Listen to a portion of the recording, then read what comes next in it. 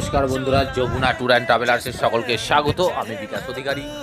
আমরা বর্তমানে প্রবেশ করছি জালিয়ানওয়াবাগ হত্যাকাণ্ড যে জায়গাতে হয়েছিল পাঞ্জাবের অমৃতসরে, সেই জালিয়ানওয়াবাগ নামক স্থানে আমরা প্রবেশ করছি।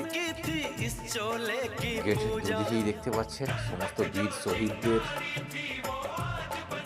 সরকার স্ট্যাচু বানিয়ে রেখেছে। সেটার মধ্যে দিয়ে আমরা এখন ঢুকে যাচ্ছি বন্ধুরা। জালিয়ানওয়াবাগ যে প্রপার জায়গাটায় হয়েছিল সেই জায়গাটাই আমি এখন আপনাদের সামনে দেখানোর চেষ্টা করছি।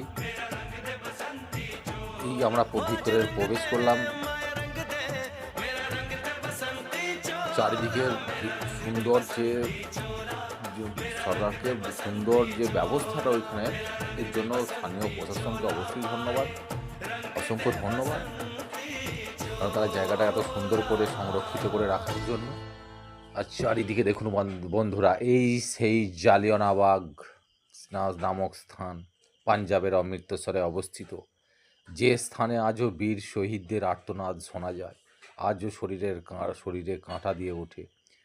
সেই নিশস্ত্র ভারতবাসীর ওপরে, শতাধিক ভারতবাসীর ওপরে ইংরেজ পুলিশ মাইকেল জেনারেল ডায়ারের নেতৃত্বে অঝরে গুলিবর্ষণ করেছিল বন্ধুরা।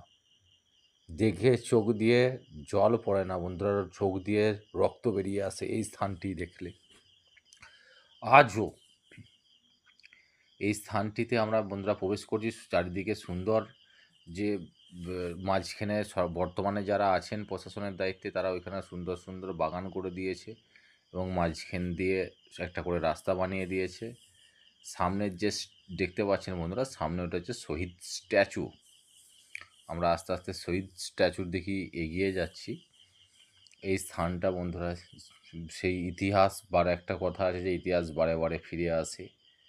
আজ সেই মানুষও নেই, আজ দিন গেছে, দিন গেছে, মাস গেছে, বছর গেছে, বহু বছর, সেই জায়গা আজও আছে বন্ধুরা, যেইখানেতে ভারতবর্ষের সেই আর্তনাদ, দাবি একটাই ছিল, আমরা স্বাধীন চাই। শুধু স্বাধীনটুকুর জন্য এই স্থানে যে পাঞ্জাবের অমৃতসরে নিশস্ত্র সহস্রাধিক মানুষ যে উপস্থিত হয়েছিল, এই স্থানেতেই মাইকেল জেনারেল ডায়ার নির্বিকারে, চারিদিকটা উঁচু পাঁচিল দিয়ে ঘেরা। ঐতিহাসিকদের যে সমস্ত তখনকার যারা ঐতিহাসিক ছিলেন, যে উঁচু পাঁচিল পেরিয়ে পড়বে তার উপায় ছিল না। ধন্যবাদ বন্ধুরা, এইটুকুনি। সকলে ভালো থাকবেন, সুস্থ থাকবেন। আর এই ভিডিওটা বন্ধুরা লাইক, কমেন্ট, শেয়ার অবশ্যই করবেন। আমি আপনাদের জন্য আরও নিত্য নতুন ভিডিও নিয়ে আসবো। ধন্যবাদ।